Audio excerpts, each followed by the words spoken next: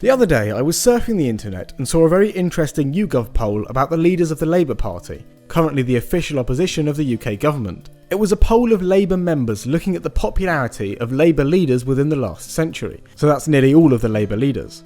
There were 4 options, as you can see on screen now, and perhaps unsurprisingly, current leader Jeremy Corbyn comes out as the most favourable. It's important to note that Labour membership numbers soared after Corbyn was elected leader, so a majority of members joined seemingly because Corbyn was elected. Bit of a side note, contrary to a lot of sources, including Wikipedia, the UK Labour Party is not the largest party in Europe.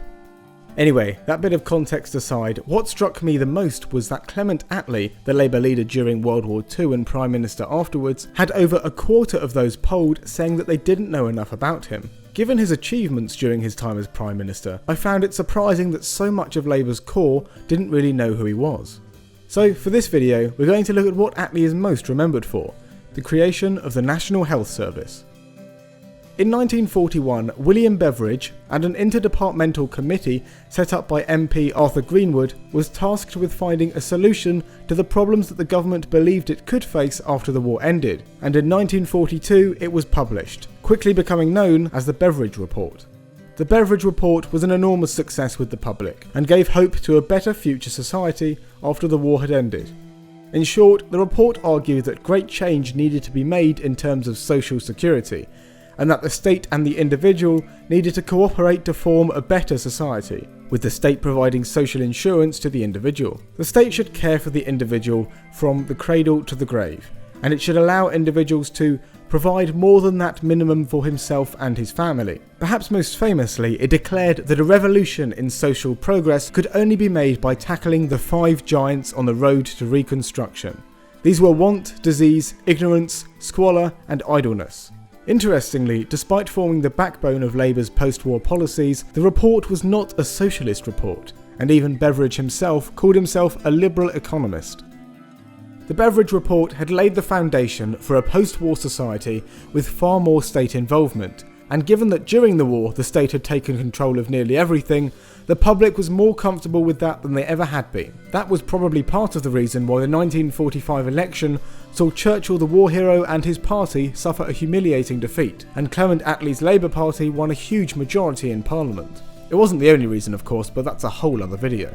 Anyway, as mentioned before, the Beveridge Report was the skeleton on which Labour's policy was formed around, and so once they were elected, the creation of the welfare state and the implementation of social security for the individual provided by the state began. One of the ways that Labour sought to bring this about, as outlined in its manifesto, was by the creation of a National Health Service. Perhaps expectedly for a policy of this size, it wasn't exactly smooth sailing to bring it into force. Aneurin Bevan, the Minister for Health at the time, was the main man to push the NHS out of the womb, kicking and screaming into nationwide existence. Far from just political opposition to the NHS, the most difficult opposition to Bevan and the government's plans were the doctors of Britain. The NHS was widely seen by doctors as a socialist scheme to take over health and bring it under state control, a power move that would take their freedom and the freedom of the people in their choice of health service away from them. As you would imagine, the reluctance of doctors to work for a national health service was quite a problem for Bevan, as without doctors it wouldn't really work. But eventually, through clever politics, a bit of compromise, including allowing the most senior doctors to continue private treatment, and a few offers of money to the right people, the problem was cleared, but Bevan wasn't happy with the compromises. Other, smaller and less impactful groups also opposed the NHS, and even the London County Council fought over control of the hospitals within their area. As for political opposition, the official opposition at the time was the Conservative Party, and they voted against the NHS in the House of Commons in 1946, wanting to retain local ownership of hospitals, but saying they did not oppose the idea of a comprehensive health service. They were also opposed to the massive scale and cost of the National Health Service, and said that it would eat up more of the national budget as time went on, becoming a great financial burden to the nation. And despite never opposing the NHS since it was implemented, they were kind of right. In the financial year of 1955 to 1956, the NHS took a relatively large 11.2% of the budget, and in 2016 to 2017, it took up a significantly larger 30.1% of the budget. But even in 1948, when the country woke up to a free national health service, the government was going to have trouble keeping the funding for it going, especially when 1950 hit, and the UN Security Council decided that the crisis in Korea needed to be sorted out with the assistance of an international task force. As defence spending increased, the government had to implement small charges for things like opticians and dentistry. The charges themselves were minimal, but the principle behind it was not something the whole of the Labour Party could accept. The idea of following a mostly American task force to war and sacrificing part of the National Health Service for this was too far for some.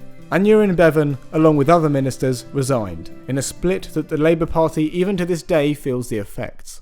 But the NHS lived on, and once it was in place, not one government has ever even dared suggest a replacement. In fact, large parts of election campaigns are often fought over which party will be giving the most to the NHS. And while the public often complains about the state of it, the British people are very fond of the NHS, and the satisfaction rates exceed that of most European countries. A war-torn country which wanted a better society for everyone. That's where the NHS came from.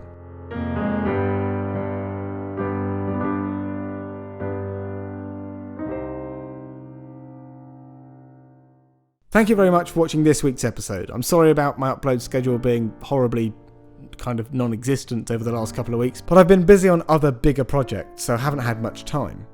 Anyway, I do hope you enjoyed this video. Leave a like if you did, and feel free to subscribe if you haven't already and want to see more videos from us. Have a great week, and hopefully I'll see you next week.